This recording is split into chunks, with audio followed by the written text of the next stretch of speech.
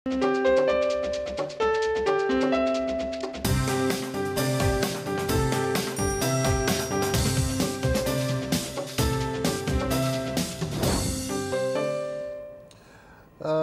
ہے ذرا ہٹ کے، میں ہوں وسعت اللہ خان، میرے ساتھ ہیں زرار کھوڑو، اور اسلام آباد میں ہیں مبشر زیدی، اور ان کے ساتھ ہیں باقر سجاد۔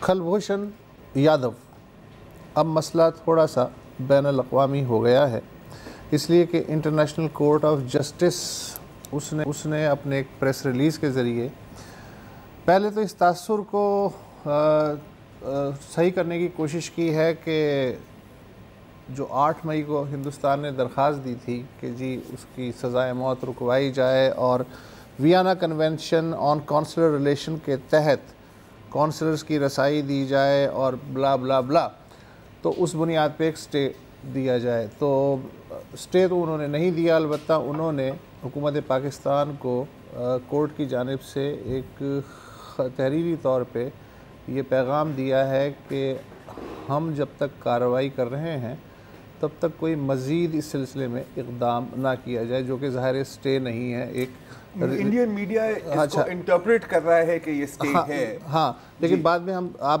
بتائیں گے یا میں باقی نہیں بتائیں گے۔ اچھا، اب یہ ہے کہ جو پریس ریلیز ہے اس کے مطابق 15 مئی کو سماعت ہوگی، کھلی سماعت ہوگی۔ پہلے عدالت بھارت کی سنے گا، پھر پاکستان کی سنے گا۔ اب لیکن سوال یہ اٹھتا ہے کہ کیا انٹرنیشنل کورٹ آف جسٹس یک طرفہ طور پہ اپنی کسی ممبر سٹیٹ کی کسی درخواست کی سماعت کر سکتی ہے یا نہیں؟ اس پہ الگ سے ایک قانونی بحث چھڑی ہوئی ہے۔ مثلا قومی سلامتی کے مشیر سرتاج عزیز صاحب یہ کہہ رہے ہیں کہ آئی سی جی کا جو عدالتی دائرہ اختیار ہے ہم اس کا جائزہ لے رہے ہیں۔ یہاں جو وکلاء ہیں، ابھی میں بی بی سی کی سٹوری پڑھ رہا تھا رفاقت علی کی، انہوں نے اکرم شیخ سے بات کی۔ اکرم شیخ نے کہا جی 2 طرفہ رضامندی لازمی ہوتی ہے کسی بھی کیس کو سننے کے لیے۔ انہوں نے مثال یہ دی کہ 1999 میں پاک بحریہ کا ایک طیارہ تھا اٹلانٹک، وہ 0 پوائنٹ پہ بھارتی فضائیہ نے مار گرایا، 16 ہمارے جو پاکستانی اہلکار تھے وہ اس میں شہید ہو گئے۔ پاکستان نے انٹرنیشنل کورٹ آف جسٹس سے رجوع کیا اور کہا کہ یہ غیر مسلح طیارہ تھا اور بین الاقوامی قوانین کی خلاف ورزی ہوئی ہے، اس کو مار گرایا گیا، جان بوجھ کے قتل ہے، یہ بھی اس میں کہا گیا۔ بھارت نے آئی سی جی کا دائرہ سماعت چیلنج کیا، 16 جج تھے، 14 نے کہا کہ ہماری یہ جورسڈکشن سے باہر ہے، 2 نے کہا کہ ہم سن سکتے ہیں۔ ایک اور بیرسٹر ہیں خالد جاوید، انہوں نے کہا کہ پاکستان رضامند ہو نہ ہو لیکن اب حالات اس نہج پہ پہنچ گئے ہیں، چونکہ انڈیا چلا گیا ہے، پر پاکستان کو اپنا موقف پیش کرنا ہوگا، ورنہ بعد میں وہ ایکسپلائٹ ہو سکتا ہے، دیکھیں جی آپ تو آئے تھے، یہ نہیں تھا۔ تو یہ تو جو تھی میری آبزرویشن تھی جو ابھی میں نے میڈیا سے اٹھائی ہے، لیکن مزید انالیسس کے لیے ہم مبشر زیدی اور باقر سجاد کے پاس چلتے ہیں۔ جناب آئیے، آپ جو چاہیں اس موضوع کے ساتھ سلوک کیجئے، موسٹ ویلکم۔ سر تھوڑا بی بی سی کے علاوہ کچھ ہم بھی انویسٹیگیٹو کر کے بیٹھے ہوئے ہیں، جی بیانڈ دیٹ جو سارا وہ ہے، لیکن اس کے 2-3 پہلو ہیں۔ ایک سفارتی پہلو ہے جس کا پہلے بات کریں گے باقر سجاد، تو پھر میں لیگل جو اس کا قانونی پہلو ہے، اور اٹارنی جنرل آفس ظاہر ہے اپنا رسپانس بھی تیار کر رہا ہے، اس میں کیا اپڈیٹ ہے وہ دونوں بتاؤں گا۔ تو پہلے باقر سے پوچھ لیتے ہیں۔ باقر بتائیے پھر کہ سفارتی سطح پر کیا ہو رہا ہے؟ جی، جیسے وسعت اللہ صاحب پہلے ایک رن ڈاؤن سارے ان چیزوں کا دے چکے ہیں کہ مئی 15 تاریخ سے ان کی وہاں پر پروویژنل میئرز کے لیے، پروویژنل میئرز دوسرے الفاظ میں آپ جو عام فہم کہہ سکتے ہیں کہ سٹے کے لیے پروسیڈنگ شروع ہوں گی کہ جو پارٹی افیکٹڈ پارٹی ہے اس کے کسی طرح سے انٹرسٹ کو پروٹیکٹ کیا جائے جب تک کہ اس پہ کوئی فائنل سیٹلمنٹ نہیں ہوتی، تو وہ پروسیڈنگ شروع ہونی ہے۔ اس کے شروع ہونے تک آئی سی جے نے ایک لیٹر بھیجا ہے پاکستان کو جس میں کہا گیا کہ آپ ایسے اقدامات لیں جس سے اس جو بھی کوئی فیصلہ آئے اس پروویژنل میئر یا اسٹے آرڈر پر اس کو امپلیمنٹ کرنے میں سازگار ماحول مہیا کیا جا سکے۔ یہ تو تھا جی کہ اب کی جو سٹیٹس ہے اس کے اوپر پورا جو کیس جہاں پہ کھڑا ہے اور جس کو انڈین میڈیا مسلسل مس انٹرپریٹ کر کے یہ بتا رہا ہے کہ سٹے ہو گیا اگرچہ شاید ان کو ججز نے کوئی علیحدہ سے انڈرسٹینڈنگ نہ دے دی ہو، کیونکہ وہ تو یہ جو کمیونیکیشن پاکستان کو آئی ہے اس سے ایک دن پہلے ہی ان کی وزیر خارجہ یہ ٹویٹ کر چکی تھی کہ جی سٹے آ چکا ہے۔ جو انڈین کیس ہے وہ سارا جو ہے وہ جو پلیٹ کر رہے ہیں وہ کہہ رہے ہیں کہ Vienna convention on consular relations کی آرٹیکل 36 کی وائلیشن پاکستان نے کی ہے۔ پاکستان نے جب کلبھشن یادیو کو کیپچر کیا تو اس کی اریسٹ کی، اس کی ڈیٹینشن کی اطلاع انڈیا کو نہیں دی، اس کے حقوق نہیں دیے گئے، اس کو جو ہندوستانی حکام ہے یا یہاں پہ ان کا ہائی کمیشن ہے اس تک کونسلر ایکسیس نہیں دیا گیا۔ تو وہ یہ سارا ان کا مدعا ہے کہ یہ پاکستان نے نہیں کیا، جس کی وجہ سے جسٹس کے اینڈز میٹ نہیں ہوئے، اور جو کہ وہ جو ان کا ٹرائل ہوا ہے وہ شاید اس معیار پہ پورا نہیں اتر رہا کہ اس کو آگے اس کی جو سزا ہے اس کو برقرار رکھا جا سکے۔ لیکن بجائے کہ یہ سارا اس سینیریو میں کرتے ہوئے انہوں نے جو پریئر دی ہے، انہوں نے 2 پریئرز دی ہوئی ہیں۔ ایک جو جس کے لیے ہیئرنگ منڈے کو شروع ہونے جا رہی ہے وہ اس میں تو یہ ہے کہ اس کی ایگزیکیوشن نہ ہو اور کوئی ایسا اقدام نہ کیا جائے جس سے انڈیا یا کلبھشن یادیو کے انٹرسٹ جو ہوں وہ متاثر ہوں، اور جو اقدامات، تیسرا یہ ہے کہ جو اقدامات پاکستان اس سلسلے میں کرے ان کی نوٹیفیکیشن ICJ کو کرے کہ جی ہم نے یہ اقدامات کر دی ہیں اس کے جو ایگزیکیوشن کو روکنے کے لیے۔ جو لانگ ٹرم ان کی پریئر ہے وہ یہ ہے کہ ایگزیکیوشن نہ کی جائے، اور دوسرا یہ کیا جائے کہ یہ جو فیصلہ آیا ہے اس کی سزائے موت کا، اس کو اگینسٹ دا انٹرنیشنل لا یا وائلیشن آف انٹرنیشنل لا قرار دیا جائے کہ جو اس کا ٹرائل ہوا اس میں اس کی ہیومن رائٹس وائلیٹ ہوئے تھے۔ اچھا، لیکن جو یہاں پہ جو امپورٹنٹ جو کیچ آ رہا ہے وہ یہ ہے، جس طرح کہ ابھی مبشر نے بھی کہا کہ جو اس کی جورسڈکشن کا ایشو ہے، یہ جو جورسڈکشن ہوتی ہے انٹرنیشنل کورٹ آف جسٹس، اس کو ورلڈ کورٹ بھی کہتے ہیں، اس کا بلینکٹ جورسڈکشن نہیں ہے۔ پاکستان نے ایک پوری لسٹ دی ہوئی ہے ریزرویشنز کی، اسی طرح بھارت نے بھی ریزرویشنز کی لسٹ دی ہوئی ہے۔ پاکستان کے 10 نکات ہیں ریزرویشنز کے، ان میں سے جو میرے خیال میں جو اس سے متعلقہ ہے وہ یہ ہے کہ ہم کوئی بھی ایشو ایسا جو ہمارے نیشنل انٹرسٹ سے متعلق ہوگا اس کو international court of justice adjudicate نہیں کر سکتا۔ دوسرا انہوں نے کہا ہے کہ کوئی بھی آرمڈ کانفلکٹ ہو یا ہاسٹیلیٹیز ہو، چونکہ یہ انصاف پہ ٹیررزم کا چارج ہے اور یہ کہا جا رہا ہے کہ ویزڈ وار اگینسٹ پاکستان تو ہاسٹیلیٹیز میں آ جاتا ہے، وہ ہے۔ تیسرا یہ بھی ہمارا ایک ریزرویشن ہے کہ جب کسی ملٹی لیٹرل ٹریٹی کی ہم انٹرپریٹیشن یا اس کی امپلیمنٹیشن پہ ہمارا اختلاف ہوتا ہے، جو اب اس وقت بنیادی طور پہ وجہ جو تنازع ہے اس میں، تو اس میں یہ ہے کہ تمام جتنی بھی سگنیٹریز ہے اس کنونشن کی، یا تو وہ پارٹی بن جائے یا ان کے درمیان باہمی انڈرسٹینڈنگ ہو جائے کہ جورسڈکشن کو انہوں نے ماننا ہے۔ اچھا، باقر و مبشر ایک سوال ہے، یہ ابھی آپ بات کر رہے تھے ملٹی لیٹرلزم کی۔ اب ہمیشہ اگر آپ تاریخ کو دیکھیں تو پاکستان ہوتا ہے جس کی کوشش ہوتی ہے کہ پاکستان انڈیا کے بیچ میں جو بھی تنازع ہوں اس کو انٹرنیشنلائز کیا جائے۔ اب بھارت کا ہمیشہ یہ رہا ہے کہ نہیں جی بائی لیٹرلی سالو کرو، اور یہ نہرو کے وقت سے ان کی ایک اسٹیبلشڈ پالیسی رہی ہے۔ تو کیا یہ اتنا ہائی ویلیو انٹیلیجنس ایسٹ ہے انڈیا کے لیے کہ آخر کار وہ اپنی انٹرنیشنل بائی لیٹرلزم کی جو پالیسی ہے اس سے آگے جا کر، اس سے ہٹ کر ICJ کے پاس جا رہے ہیں؟ جی یہ تھوڑا سا ان کا اس طرح سے آپ ڈپارچر دیکھ سکتے ہیں کہ جس طرح کا ابھی حال ہی میں ٹرکی نے بھی آفر کیا کہ جی ہم میڈیٹ کرنے کو تیار ہیں، تو وہ اس سے کر کے جا کے، کیونکہ ان کو میرے خیال میں پاکستانی سسٹم سے اس وقت کوئی ایسی توقع نہیں ہے کہ ان کو ریلیف ملے گا، اور یہ جو جا رہے ہیں اور یہ اپنے یہ جیسا کہہ رہے ہیں کہ پولیٹیکل پوائنٹ سکورنگ کر رہے ہیں۔ جو چیز رہ گئی تھی اس میں وہ یہ کہ ہمارا ایک کونسلر ایکسیس کا اپنا معاہدہ ہے، اس میں بھی ریسٹرکشنز ہیں، اس میں یہ ہے کہ پولیٹیکل اور سیکیورٹی میٹرز کے اوپر ہم جو کیس ٹو کیس بیسز اس کا میرٹ ڈٹرمن کر کے کونسلر ایکسیس دیں گے، اس طرح نہیں کہ ہر کسی کو دے دیں گے۔ تو ان کو میرا خیال میں اب یہاں پر امید ختم ہوئی چلی جاتی ہے، اور یہ جا کے اس لیے انٹرنیشنل کورٹ آف جسٹس میں گئے، اور آپ نے دیکھا کہ وہاں جا کر انہوں نے جو پٹیشن ڈالی ہے اس میں جہاں پورا اپنا رونا رویا ہے، وہاں پر یہ نہیں مینشن کیا کہ ہمارا ایک بائیلیٹرل ایک ایگریمنٹ موجود ہے اور اس میں یہ پروویژنس ہیں ہمارے پاس جو ہم اٹھا سکتے ہیں۔ تو وہ جو ہے जो इंटरनेशनल लॉ में जब आपका एक बायलैटरल एग्रीमेंट होता है उसको प्रेसिडेंस होता है आपके मल्टीलैटरल फ्रेमवर्क में। थोड़ा सा करेक्शन भी करूंगा मैं, जो आपने कहा, जो जरार ने कहा, जो वुसअत ने कहा, मेरी बात हुई है अटॉर्नी जनरल ऑफिस में भी हुई है।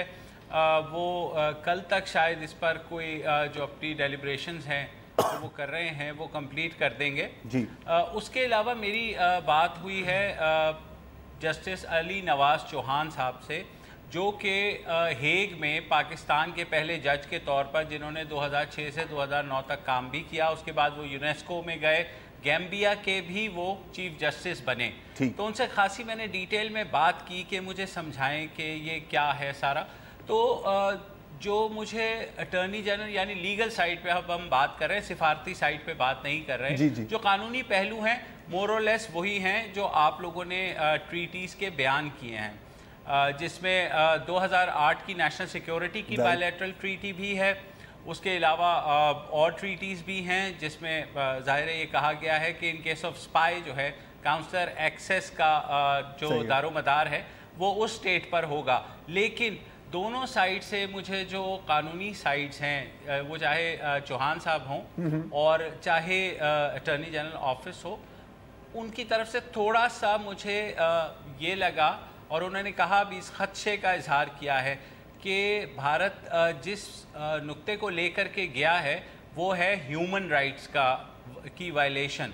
तो उस मामले में जो ICJ है वो बहुत लिबरल है, और एक ट्रीटी है 1969 की which is called law of treaties. तो जज साहब से जब मैंने ये पूछा कि क्या इंटरनेशनल जो ये ट्रीटी है ये ओवरराइड कर सकती है, तो उन्होंने कहा कि ICJ के केस में बिल्कुल ऐसा हो सकता है। और यही खदशा जो है वो अटॉर्नी जनरल ऑफिस की जानिब से भी, जो पाकिस्तान का लीगल केस तैयार करें उनकी जानिब से भी आया कि जो खदशा मौजूद है वो ये है कि अगर ICJ इसको एक्सेप्ट करके कि ये ह्यूमन राइट्स का केस है, इस केस को उठा ले, तो ज्यूरिसडिक्शन का मसला जो है वो आगे चला जाएगा। वो जो जजमेंट आएगी उसके साथ ही होगा, यानी केस शुरू हो जाएगा। पाकिस्तान की ज्यूरिसडिक्शन के हवाले से केस बहुत मजबूत है। जैसे आप लोगों ने भी कहा कि भारत ने 1999 में ख़ुद एटलांटिस तैयारा जब गिराया तो उसके बाद वो खुद गए इस ज्यूरिसडिक्शन को चैलेंज कर दिया जब पाकिस्तान ICJ में गया। लेकिन पाकिस्तान वो केस बहरहाल इस वजह से हारा 10 और 8 और 2 के 10 और 2 के मार्जिन से, बड़े मार्जिन से, क्योंकि इंडिया ने ज्यूरिसडिक्शन को चैलेंज किया। तो यही उम्मीद भी है हमारी साइड की कि ज्यूरिसडिक्शन के ऊपर पाकिस्तान के हक़ में केस हो सकता है। लेकिन खदशा ये है कि अगर ह्यूमन राइट्स वायलेशन, और जो जज साहब है उन्होंने मुझे कहा कि अगर कहीं हम किसी भी सतह पर भारतीय सफ़ीर को या किसी को थोड़ी सी भी काउंसलर एक्सेस दे देते तो शायद इंडिया का केस बिल्कुल ही ना बनता।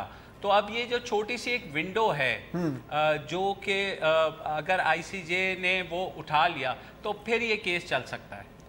ठीक है, एक वक्फा ले लेते हैं, उसके बाद मज़ीद बात करते हैं।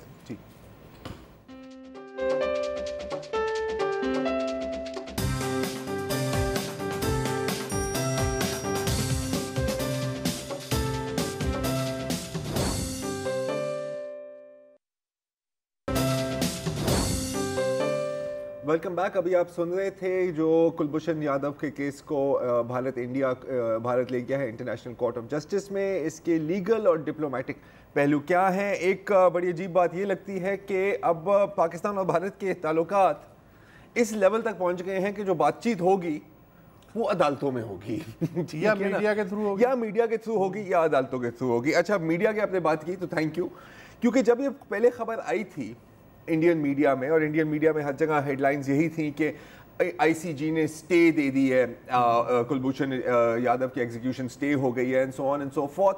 तो मैं इतना मानने के लिए तैयार नहीं था, क्योंकि आखिरकार हम काफ़ी दूध के जले हैं, ठीक है। और ये बात हमने देखी है कि पाकिस्तान में जब भारत पर रिपोर्टिंग होती है, और ख़ासतौर पर जब भारत में पाकिस्तान पर रिपोर्टिंग होती है, तो रिपोर्टिंग कम होती है और मिस रिपोर्टिंग ज़्यादा होती है, ख्वाहिशात ज़्यादा होती हैं। अब मैं आपको एक एग्जांपल देता हूँ इसका, कि 1 मई को इंडियन मीडिया में रिपोर्ट हुआ था कि 2 भारतीय जवान मारे गए हैं कि पाकिस्तानी बॉर्डर एक्शन टीम ने क्रॉस किया बॉर्डर को और 2 सिपाही, इंडियन सिपाही नायब सूबेदार परमजीत सिंह और हेड कांस्टेबल प्रेम सागर को मार दिया। पाकिस्तान ने जाहिर है कि डिनाई किया है, लेकिन ये बात चल रही है, लाशें भी मस की हैं। बिल्कुल। तो ये अब उसके एकदम बाद आज तक टीवी पर स्लाइड्स चलने लगी कि इंडिया हैज रिटेलिएटेड और 2 पाकिस्तान आर्मी पोस्ट को बर्बाद कर दिया है।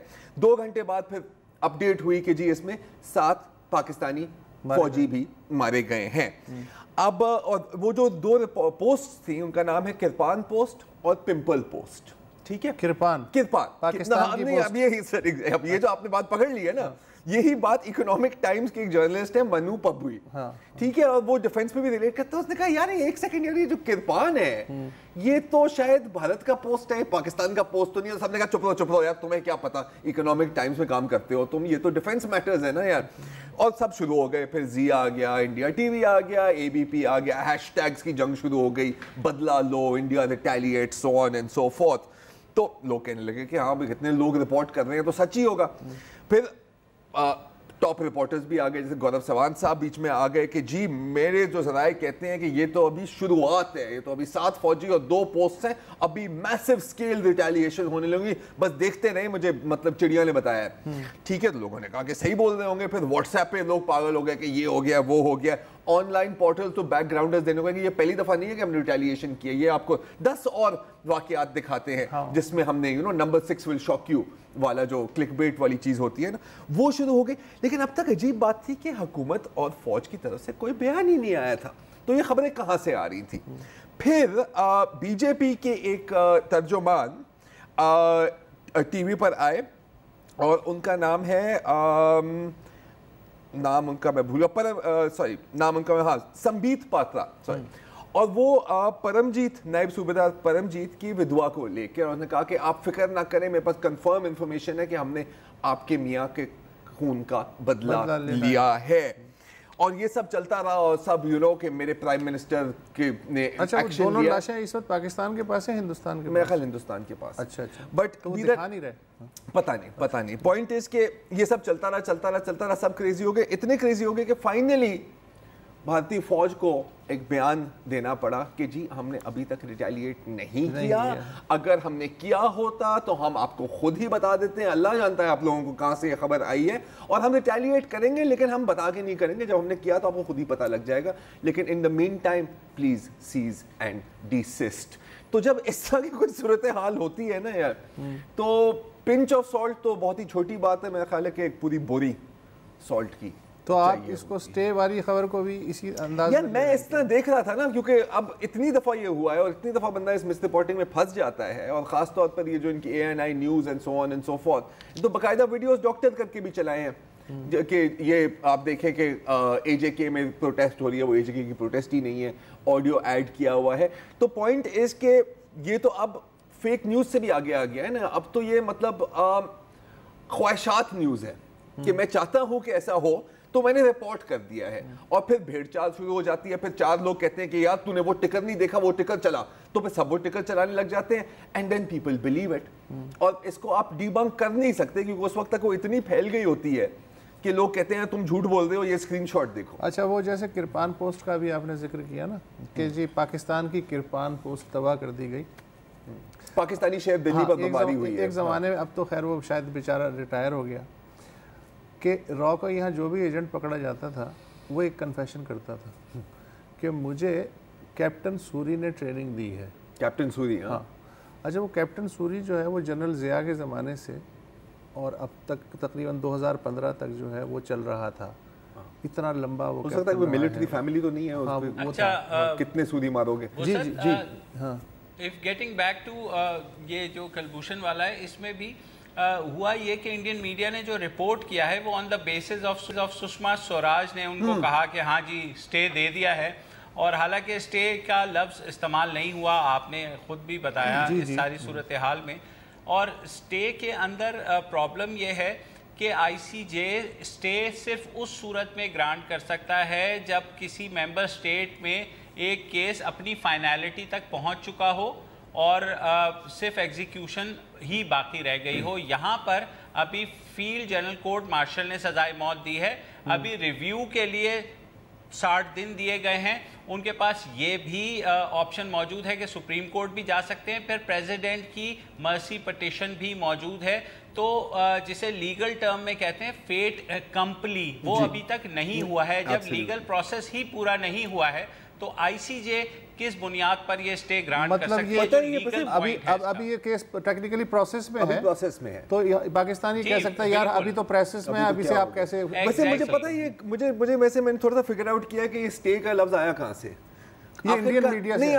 آخرکار ہم سب دیسی ہیں نا یار, اور ہمیں عادت ہے کہ کوئی کورٹ جاؤ تو اور کچھ ملے یا نہ ملے, سٹے تو مل ہی جاتی ہے. یہ تو آپ پیمرا کے چیئرمین سے پوچھئے. تاریخ پہ تاریخ, سٹے پر سٹے, اور میں خیال ہے کہ ان کا بھی نظام عدالت یہی ہے, اور بس شو کو بھی سٹے کر دیں. وقفے پہ وقفہ.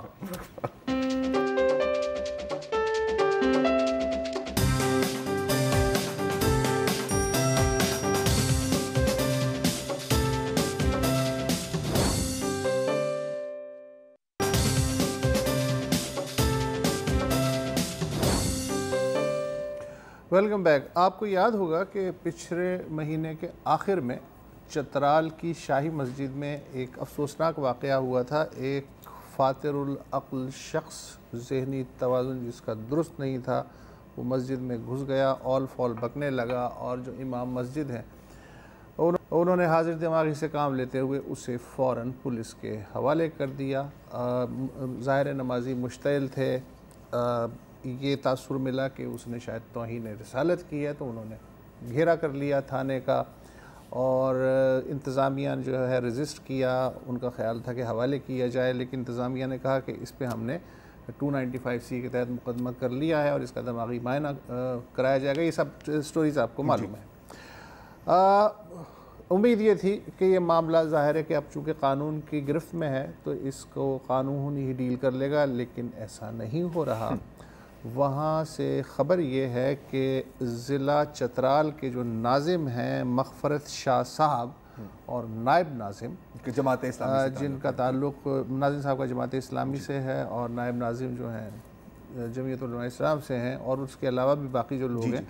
چترال پولو ٹورنامنٹ ہونے والا ہے, بالکل بہت مشہور ہے. انہوں نے یہ کہا ہے کہ جی جب تک 22 افراد بلوے کے الزام میں جو گرفتار کیے گئے تھے انسداد دہشت گردی کے ایکٹ کے تحت, ان کو فوری طور پہ رہا نہیں کیا جاتا. وہ بے گناہ ہیں بقول ناظم صاحب کے, ان کو فوری طور پہ رہا نہیں کیا جاتا, اور جس نے توہین کی ہے اس کو فوراً پھانسی نہیں دی جاتی, تب تک ہم چترال پولو ٹورنامنٹ نہیں ہونے دیں گے.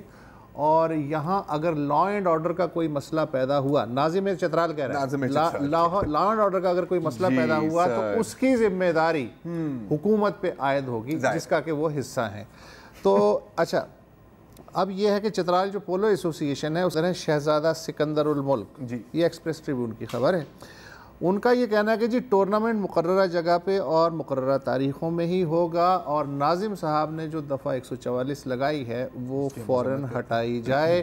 ناظم صاحب نے یہ کیا ہے کہ ان کے حامیوں نے جو پولو گراؤنڈ میں جو بینرز ٹورنامنٹ کے لگے ہوئے تھے یا جھنڈے لگے ہوئے تھے وہ اتار دیے.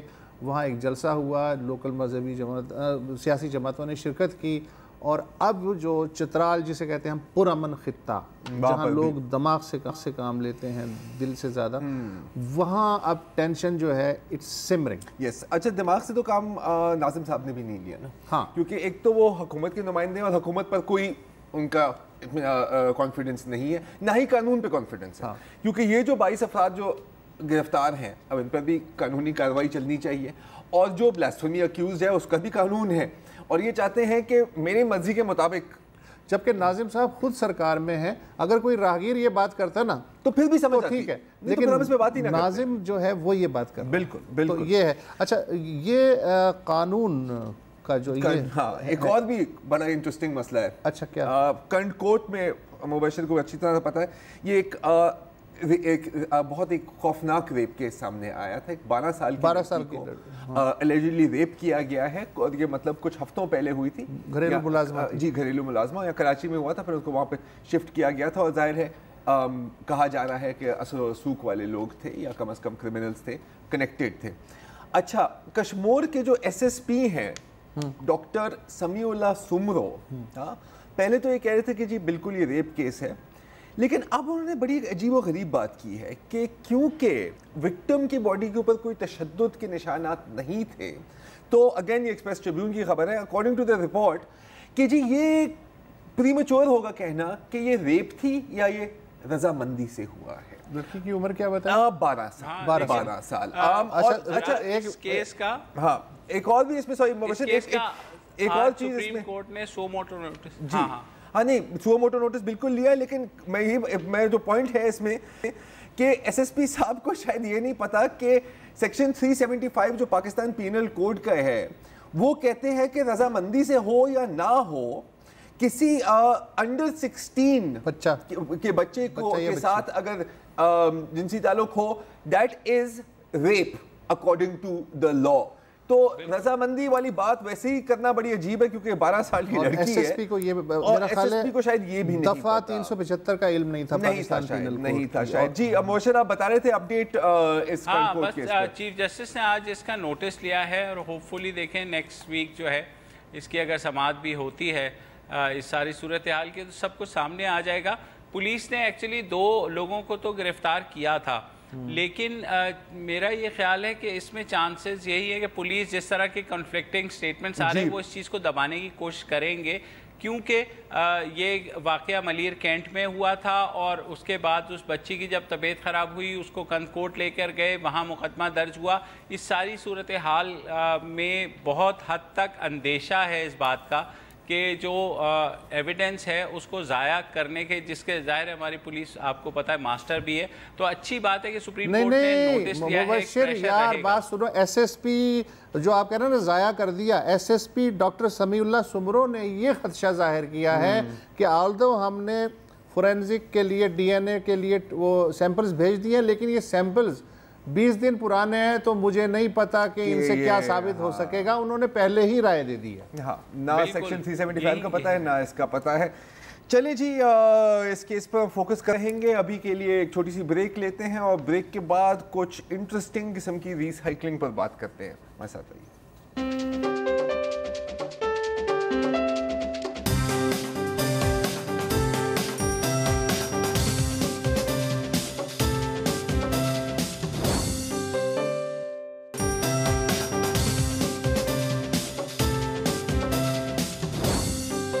Welcome back.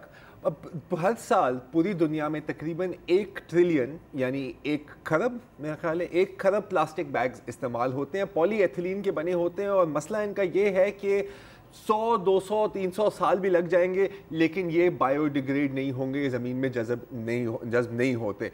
शहरों में बड़ा मसला आता है कि ये ड्रेन्स में फंस जाते हैं, जब बारिशें आती हैं तो फिर फ्लडिंग होती है, हर जगह गंदगी फैल जाती है, और कभी कभी ये बिजली के तारों में भी जाके फंस जाते हैं। अब मसला है कि क्या किया जाए इन प्लास्टिक के थैलों का। अब जहाँ तक बिजली के तारों में फंसने की बात है, तो हमारी चीनी दोस्तों ने एक सोल्यूशन ढूंढी है। वो भेजते हैं, वो साहब ये जरा चेक करें, एक ड्रोन जिसके साथ एक फ्लेम थ्रोअर अटैच्ड है, और जो भी प्लास्टिक की चीज़ जगी होती है हाई टेंशन वायर में, उसको जाके पिघला देती है। अब आई एम होप कि कराची इलेक्ट्रिक के पास ऐसी कोई चीज़ ना आ जाए, क्योंकि वैसे ही बिजली नहीं आ रही तो फिर इनके पास बहाना आ जाएगा किसी वो फ्लेम थ्रोअर भेजा था और इसकी वजह से आपकी लोड शेडिंग हो गई है। वहाँ तो 2-3 चीज़ें अटकती होंगी ना, यहाँ हज़ारों चीज़ें हैं। ड्रोन थक के खुद ही गिर जाएगा। एनीवे, ड्रोन चले मैन्युफैक्चर करना और यूज़ करना सबकी बस की बात नहीं है, तो हम कुछ और सोल्यूशंस, ऑर्गेनिक सोल्यूशंस की तरफ जाते हैं। हम कम से कम सुंडियाँ या कीड़े तो पाल सकते हैं। ये मैं क्यों कह रहा हूँ, इसलिए कि एक खातून है फेडरिका बेर्तुचीनी, और वो साइंसदान है। उनको शहद की मक्खियाँ पालने का भी बहुत शौक है। मसला क्या होता है कि छत्तों के अंदर एक मखसूस किस्म की सुंडी है, वैक्स वर्म कहते हैं, वो पड़ जाती है और सारी वैक्स जो है और जो हनी है उसको खा जाती है। अब तंग आके उसको रिमूव करके एक प्लास्टिक के थैले में उसने बंद कर दिया। जब वो 1 घंटे बाद वापस आई तो उसने देखा कि यार ये जो सुंडियाँ हैं ये तो प्लास्टिक को भी चबा के निकल आई हैं। तो वहाँ से इनके जहन में एक आइडिया आया कि यार पता करो कि ये कैसे करते हैं। तो पता क्या लगा कि वो सिर्फ चबाते नहीं है, वो बल्कि पूरे प्लास्टिक को हजम कर देती हैं, और फिर जो ایکسکریشن ان کی جو نکلتی ہے وہ بھی ایک انڈسٹریل کیمیکل کی طرح آپ استعمال کر سکتے ہیں. تو اب سائنسدان اس پر غور کر رہے ہیں کہ یار اور تو کوئی ہمارے پاس سولوشن نہیں ہے, اگر ہم ان کیڑوں کو ہی پال لیں اور پلاسٹک کے اوپر چھوڑ دیں تو ہمارا کام ہو جائے گا. ایک اور میتھڈ یہ بھی ہے کہ اگر کیڑے نہ بھی پالیں, کیونکہ اللہ جانتا ہے کہ کیا بن جائیں گے پھر, تو جو ان کے پیٹ کے اندر جو کیمیکل ہے جس کی وجہ سے جس کے ذریعے یہ ڈائجسٹ کر سکتے ہیں, اس کو اگر آپ مینوفیکچر کریں تو پھر آپ پلاسٹک بیگز کے اوپر اسپرے کریں گے اور وہ خود کے خود پگھل جائیں گے. جی ہاں. اچھا, اب یہ تو صرف پلاسٹک بیگز کی بات ہے, اور بھی بہت قسم کا پلاسٹک ویسٹ ہوتا ہے, plastic cups, plastic plates and so on and so forth. اس کا کیا کیا جائے؟ تو بھارت میں ایک ڈاکٹر وسو دیون ہے جنہوں نے ایک سولوشن بنائی ہے, اور بالکل ٹرائل اینڈ ایرر. وہ کیا کرتے ہیں کہ را مٹیریلز کے لیے صرف پلاسٹک کے بیگز اور اس طرح کی چیزیں ہوتی ہیں, ایک بوائلر ہوتا ہے اس کے پاس اور ایک شریڈر ہوتا ہے, تو اس کے چھوٹے چھوٹے ٹکڑے کر کے روڈ کنسٹرکشن میں استعمال کرتے ہیں. اچھا, پلاسٹک روڈز کیا کرتے ہیں کہ جو ٹار ہوتا ہے ڈامر, اس کے ساتھ یہ پلاسٹک پگھلا کر اس کے ساتھ مکس کر دیتے ہیں اور اس کے روڈ بنتے ہیں. اچھا, اس کا فائدہ کیا ہے؟ اس کا فائدہ یہ ہے کہ ایک تو روڈ کنسٹرکشن کی جو کاسٹ ہے وہ 50% نیچے چلی جاتی ہے. گریٹ. پلاسٹک تو آپ کا جا ہی رہا ہے, آپ کا خرچہ بھی کم ہو گیا. اور یہ ٹرائی کیا گیا ہے, ایک پہلا ہائی وے بن رہا ہے چنئی سے ولوپورم انڈیا میں, جو پہلا پلاسٹک ہائی وے ہوگا انڈیا کا. اور چنئی میں اس کی شروعات ہوئی تھی. وہاں پر ہے ایک جبو لنگم اسٹریٹ, جو وہاں کی سب سے مشہور اسٹریٹ ہے, اس لیے نہیں کہ وہ بہت خوبصورت ہے, اس لیے کہ سیلاب آئے, ہاں کچھ بھی ہو, 5 سال 6 سال اس میں ایک کھڈا نہیں آیا. نیشنل ہائی وے اتھارٹی والے پلیز یہ پروگرام دیکھ لیجئے گا, یا اگر کوئی دیکھ رہا ہے تو NHA والوں کو بتا دیں. NHA والوں کو پلیز کوئی بتا دے, کیونکہ یہ کام ہو سکتا ہے. اچھا, ویسے ان کا بھی مسئلہ وہی ہے جو ہمارا مسئلہ ہے کہ یہ ایک روڈ تو بنا دیا اور پھر کون آ گئے؟ روڈ کنسٹرکشن مافیا کے. وہ یار کیا ہو گیا تمہیں, اگر تو اتنا دیر پا روڈ بنائیں گے تو بھائی کے بچے اسکول کیسے جائیں گے؟ تو 1 سال کی میعاد ہونی چاہیے اس کی, اس کے بعد ٹوٹ ٹاٹ پھٹ جائے تاکہ نیا ٹینڈر مل سکے, اور کچھ نہیں تو بندہ خود رات کو ہتھوڑے لے کے جا کے خود توڑ دے. اچھا, اب یہ تو پھر بھی چلیں, ایک تھوڑی سی ٹیکنیکل ہائی ٹیک قسم کی سولوشن ہے. نائجیریا, افریقن ریاست نائجیریا, جس کے ساتھ ہماری ہمیشہ کمپٹیشن کی کرپشن چلتی رہتی ہے, وہاں پر بھی ایک بڑی انٹرسٹنگ پروجیکٹ سٹارٹ کیا ہے, اور وہ ہے پلاسٹک فیشن. اس میں کیا ہوتا ہے کہ جو پسماندہ علاقے کی جو خواتین ہیں, اور خاص طور پر ان علاقوں میں, مبشر کو یاد ہوگا کیونکہ ہم گئے تھے کچرا کنڈی 2 ہفتے پہلے, تو وہ روڈ سے جو پلاسٹک بیگز اٹھاتے ہیں ان کا فیشن بناتی ہیں. اور دیکھیں فیشن بھی کس طرح کا کہ باقاعدہ رگز, ہینڈ بیگز, جوتے, necklaces and so on and so forth. اور بالکل جیسے نٹنگ نہیں ہوتی وہی ہے, اس کی سٹرپس بنا دی آپ نے نٹنگ کی اور پھر آگے بیچ دی. تو صفائی کی صفائی اور غربت کی صفائی بھی ساتھ ساتھ ہو رہی ہے. تو میرا خیال ہے کافی امپلیمنٹیبل باتیں ہیں, اور تمہیں پتہ ہے گوروں کو تو یہ باتیں بہت پسند ہیں نا. او مائی گاڈ, دس از. اور اس سے ایک تعلیم, اس کی تھوڑی سی اصلاح کر دیں. اس کا یہ مطلب نہیں کہ آپ پلاسٹک بنائے چلے جائیں, یہ پیپر کپس وغیرہ جو ہیں یہ بنائے چلے جائیں, چونکہ یہ ٹیکنالوجی آ جائے گی. ابھی تک یہ نہیں آئی ہے ٹرائل پیریڈ میں, لہٰذا شاپرز جو پلاسٹک کے ہیں ان سے اگر پرہیز کریں تب تک تو زیادہ بہتر. نہیں, اور بالکل صحیح بات ہے, کیونکہ اور یہ ہم سب بھی کر سکتے ہیں, کیونکہ اب جب آپ دکان پہ جاتے ہیں تو آپ ایک چوئنگ گم کی سٹک بھی خریدیں تو وہ شاپر میں آپ کو ملے گی. تو کوئی ضرورت نہیں یار, جیبیں ہیں, سگریٹ کا پیکٹ لے رہے ہو جیب میں ڈال دو, ہر ایک چیز کا شوقی لے, آپ کو شاپر کی ضرورت نہیں ہے. اینی وے, آج کے لیے تو اتنا ہی. اب ہم ملیں گے کل جو ہمارا کال ان ڈے ہے, اور آپ کا ہی دن ہے, تو please do call us, we look forward to hearing from you.